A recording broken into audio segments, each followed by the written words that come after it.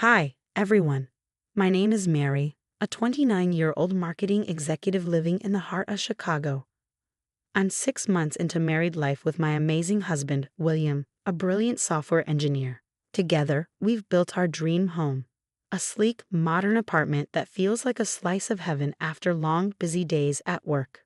Babe, have you seen my laptop charger? William called out one morning, rushing around in his usual pre-work frenzy. Check the drawer in the entryway, I replied, sipping my coffee as I admired our carefully curated living room. Every piece of furniture had been a joint decision, reflecting our shared taste and values. Just as William unearthed his charger, a sharp knock echoed through the apartment. My stomach sank. I knew that knock. Susan, I muttered to William, plastering on a smile as he opened the door. In waltzed William's grandmother, all 75 years of her, with her ever-present air of judgment. She surveyed our minimalist decor with a raised brow. "Oh, still keeping the place like a spaceship, I see," she remarked, disdain dripping from her words. I bit my tongue and forced a polite smile. "Good morning, Susan. Would you like some coffee?" "No, thank you, dear," she said, waving her hand dismissively.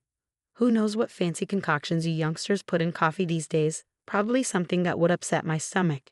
William jumped in, trying to ease the tension. "Grandma, we were just about to head to work. Do you need something?" Susan scoffed. "Can't a grandmother check on her grandson without needing something? I just wanted to see if you finally added some warmth to this place." I couldn't help myself. "We love our home, Susan. It's exactly how we want it." "Of course you do, dear," she replied with a condescending pat on my arm. "You'll learn as you get older." As Susan continued her uninvited inspection of our apartment, William pulled me aside. "I'm sorry," he whispered. "You know how she is." I nodded, swallowing my frustration. Her visits were becoming more frequent, and my patience was wearing thin. That evening, while packing for an upcoming business trip, the dreaded question came up. "Honey," William began hesitantly, "do you think we should give Grandma Susan a spare key? You know, just in case of emergencies while we're gone." I froze mid-fold, staring at him. "Are you sure that's necessary? We're only going to be gone for a week." "I know," he said, "but it would make her feel better. And who knows? Maybe we'll need someone to water the plants or something." I sighed, knowing this wasn't a battle worth fighting. "All right, but make sure she knows it's for emergencies only." The next morning, as we headed out, Susan arrived to collect the key. "Don't you worry about a thing," she said, her smile a little too bright and a glint in her eye that made me uneasy. "I'll take good care of your home."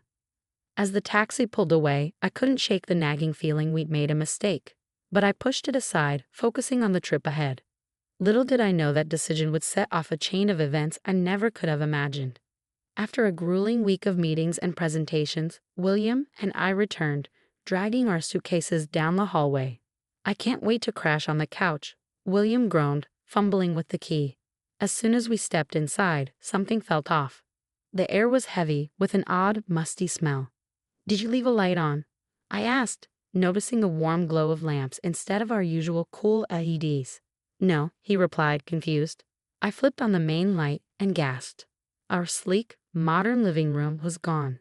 In its place stood heavy, ornate antique furniture, straight out of a Victorian mansion. "What the hell?" William muttered, frozen in place. "This isn't a mistake," I snapped, my shock quickly turning to fury. "This is Susan. She's gone too far this time."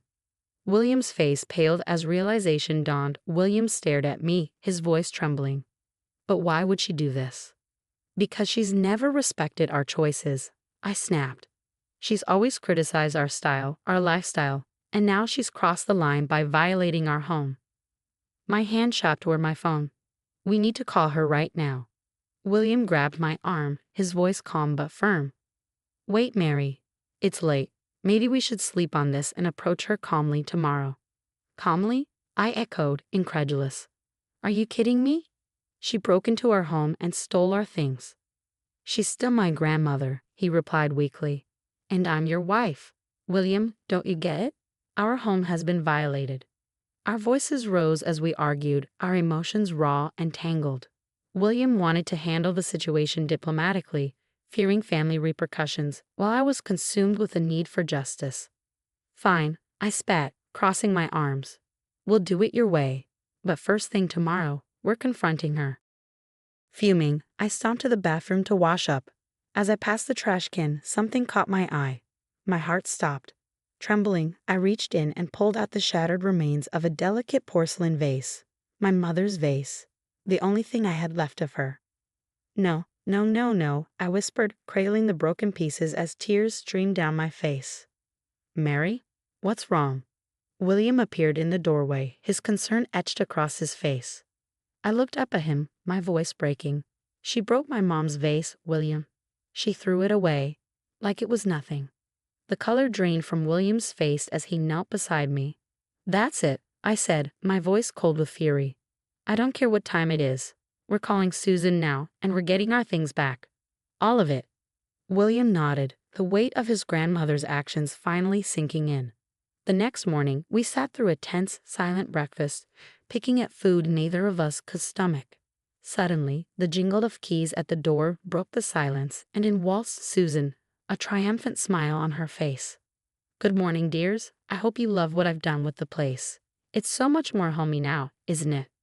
I stood slowly, my hands clenched into fists. Homey? You call this homey? You broke into our apartment and stole our things. Susan's smile faltered. Broke in. I used the key you gave me, and I didn't steal anything. I improved this sterile box you call a home. Improved? I snapped. You replaced everything without our permission. You threw away our belongings. William stepped between us, his tone measured but firm. Grandma, we appreciate that you were trying to help, but this wasn't okay. You can't just change someone's home without asking. Susan waved a dismissive hand. Oh, you young people are so sensitive. I was doing you a favor. These antiques are worth a fortune. We don't want your antiques, I shouted. We want our things back. Where are they? Now, dear, Susan said, her tone condescending. No need to get hysterical. This is much better for you both. In fact, she turned to William, her expression softening. I've been meaning to talk to you about your choice in partners. William's eyes widened. What are you talking about? Susan placed a hand on his arm. Sweetheart, I've seen how she treats you, always pushing her modern ideas, never respecting tradition. You'd be much better off with someone who appreciates family values. I couldn't believe what I was hearing. Are you seriously trying to break us up over furniture? It's not just about furniture, Susan snapped. It's about respect, something you clearly lack. I laughed bitterly. Respect? You're the one who violated our home and our trust. William stepped back, shaking his head. His voice was cold when he spoke. Grandma, is this true? Have you been trying to turn me against Mary? Susan's face hardened. I'm only looking out for your best interests, dear. This girl isn't right for you. Something in William snapped. No, Grandma, you're not looking out for me. You're trying to control me. And Mary isn't just some girl, she's my wife. And I love her. William, don't be ridiculous. You can't possibly. Enough. William's voice thundered, silencing both Susan and me. I want you to leave, Grandma, now, and don't come back. Susan's face turned red with fury. You ungrateful brat. After everything I've done for you. Fine, have it your way. But don't come crawling back when she ruins your life. And you can forget about your inheritance. With that, she stormed out, slamming the door behind her. The silence that followed was deafening. William and I stood there, shell-shocked. I'm so sorry, William whispered, pulling me into a hug. I had no idea she was capable of this. I held him tightly, relief and sadness washing over me. It's not your fault, but what do we do now? The next few hours were a whirlwind of assessing the damage. Many of our belongings were gone, and others were damaged beyond repair. But nothing stung more than the loss of my mother's vase. We need to file a police report, I said finally. I know she's your grandmother, but this is theft and destruction of property. William nodded grimly. You're right, it won't be easy since we gave her the key, but we have to try. In the months that followed, we decided we needed a fresh start, far from the memories and the drama.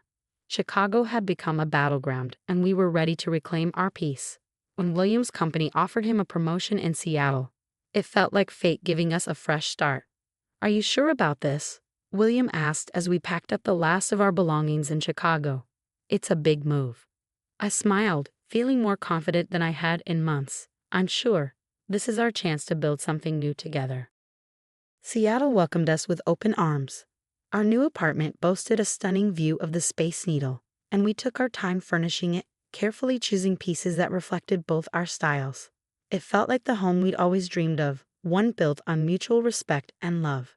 As William settled into his new role, I decided to take a leap of faith and start my own marketing consultancy.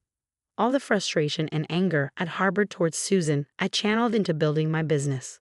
"You're going to crush it," William said, kissing me on the cheek as I prepped for my first client meeting. And crush it I did. Within 6 months, I had a full roster of clients and was earning more than I ever had at my old job. Through the grapevine, we heard that Susan was spinning her own version of events back in Chicago. One day, William's cousin called, her voice laced with concern. "Grandma's telling everyone you two are ungrateful and cruel," she said. "But don't worry, none of us believe her. We've all had our own run-ins with her helpfulness." It was a relief to know that not everyone bought into Susan's narrative. In fact, her antics had driven many family members to reach out to us with support. A year after the move, William and I were sitting on our perfect couch, admiring our new home. The space was a beautiful blend of modern and traditional, a true reflection of us both. "Can you believe how far we've come?" I asked, snuggling into William's side. "It's been quite a journey," he replied, squeezing my hand. "But I wouldn't change a thing. Well, except maybe giving Grandma that spare key." We laughed, the pain of that chapter dulled by time and distance. The next day, we received an unexpected call from William's dad. "You won't believe this," he said, his tone a mix of shock and something else. "Your grandmother's been scammed. She's lost nearly all her savings." Apparently, Susan had fallen victim to fraudsters who preyed on her need for control, convincing her to invest in a scheme promising to teach ungrateful youth the value of tradition. When William hung up the phone, we sat in silence for a moment, processing the news. "I don't feel happy about this," I admitted quietly. "Just a strange sense of karmic justice." "You okay?" I asked, watching William's face carefully. He nodded slowly. "Yeah, I am. It's sad, but it feels like the universe is balancing things out, you know?" I nodded, understanding exactly what he meant. We didn't celebrate Susan's downfall, but neither could we deny the poetic nature of it all.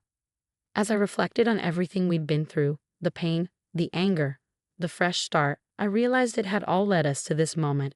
We were stronger, wiser, and happier than ever. If you were in my shoes, would you have confronted Susan immediately or taken William's diplomatic approach? And how would you have handled the aftermath, cut all ties, or try to maintain some family connection?